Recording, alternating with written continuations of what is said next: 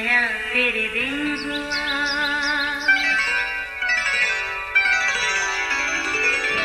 नया फिर दिन हुआ, पुरानी रात का करे सो शुक्र हम खुदा की जात का, खुदा की जात का नया फिर दिन हुआ। आज की आयत। सो देख, जब हम इस मुल्क में आए तो तू सुर्ख रंग की सूत की इस डोरी को उस खिड़की में जिससे तूने हमें नीचे उतारा है बांध देना, और अपने बाप और माँ और भाइयों बल्कि अपने बाप के सारे घराने को अपने पास घर में जमा कर लेना। यशवा 2 बाब 18वीं आयत। अजीज़ों, काफ़ी देर से बच्चे चुपके कोई खेल खेल रहे थे। सोचा शोर शराबे से बेहतर खामोशी सही, पर कुछ देर के बाद देखा एक बच्चे को पकड़कर बाकी साथी उसकी खूब दुर्गत बना रहे थे। पूछा, बेटा क्यों इस बेचारे को मार रहे हो?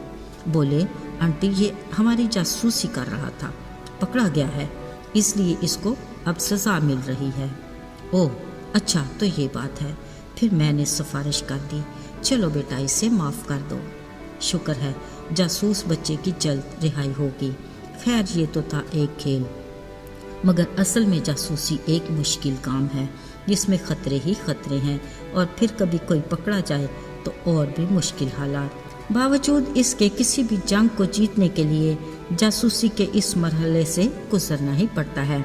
आगे बेचारे जासूस की किस्मत बच जाए या पकड़ा जाए। अजीज़ों, इसराइल कौम का नया लीडर यशवा नहायत दलेर इंसान था। उसे यकीन था कि कादर मुतलक खुदा उसके साथ है।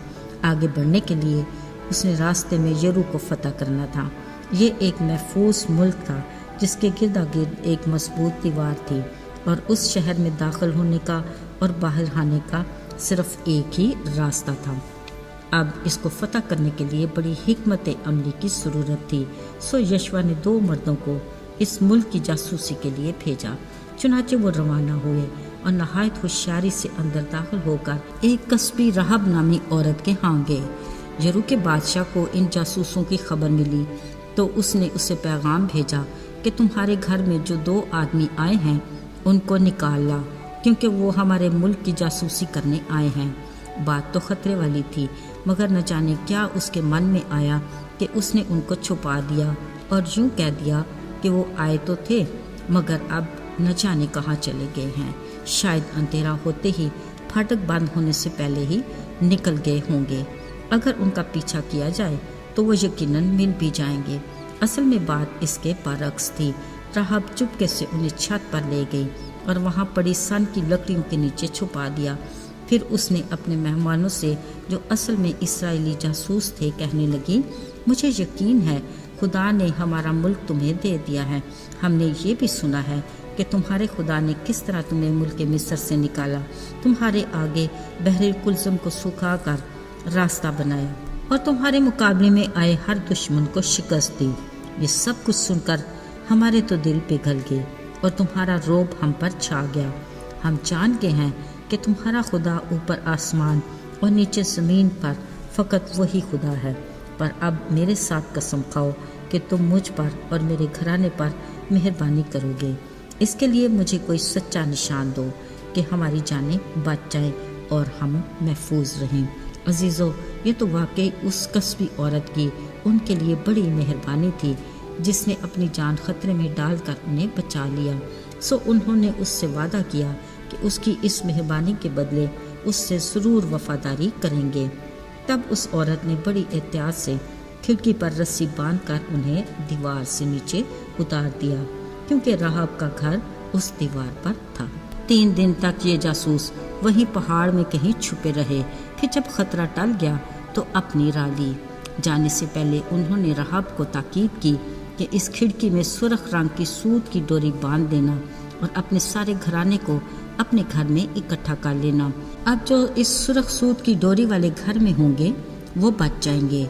सो राहब ने वैसा ही किया जैसा इन जासूसों ने जाते वक्त उसे कहा था।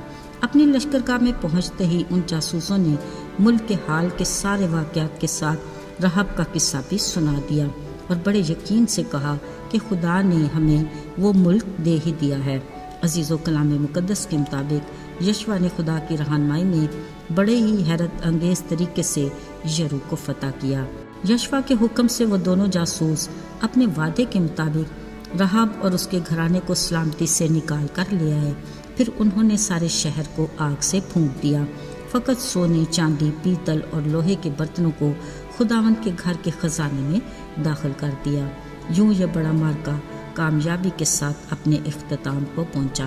بلا شبہ خدا یشوع کے ساتھ تھا اور اس سارے ملک میں اس کی شہرت پھیل گئی۔ عزیزو، یاد رہے جب لشکروں کا رب ساتھ ہو تو ہر جنگ، ہر مقابلے میں فتح یقینی ہے۔ دیکھا جائے تو ہم بھی ہر وقت حالت جنگ میں ہوتے ہیں، یعنی اپنی خواہشات کی جنگ۔ ہمارا مقابلہ ہمارے ازلی دشمن ابلیس سے رہتا ہے۔ ہمیں بھی اپنی ہر جنگ کے لیے خداوند سے صلاح کاری کی ضرورت ہے۔ علاوہ ازیں ہمارا ذہن بھی گویا ایک میدانی جنگ ہے۔ اس میں کامیابی کے لیے بھی ہمیں ہر قدم پر خداوند کی مدد کی ضرورت ہے۔ بلا شبہ یسوع نام میں قوت ہے، یسوع کے نام میں فتح مندی ہے۔ اس کے لیے ہمیں خدا کی رفاقت میں جڑے رہنا چاہیے، کیونکہ وہ ہمارا زور اور ہماری قوت ہے۔ اسی کا نام سن کر ہمارا دشمن ابلیس بھاگ جاتا ہے اور ہم فتح مند ہوتے ہیں۔ آئیے دعا کریں۔ آئے قادر مطلق آسمانی باپ، لشکروں کے رب، ہم جانتے ہیں کہ تو اپنے وعدے کے مطابق ہمارے ساتھ ہے۔ جیسے ہم تیری رفاقت میں رہتے ہیں، ابلیس اتنا ہی ہماری گھات میں رہتا ہے۔ ہمیں اپنے فضل کے باعث ابلیس کا مقابلہ کرنے کی دلیری دے۔ یسوع کے فتح مند نام میں مانگتے ہیں، آمین۔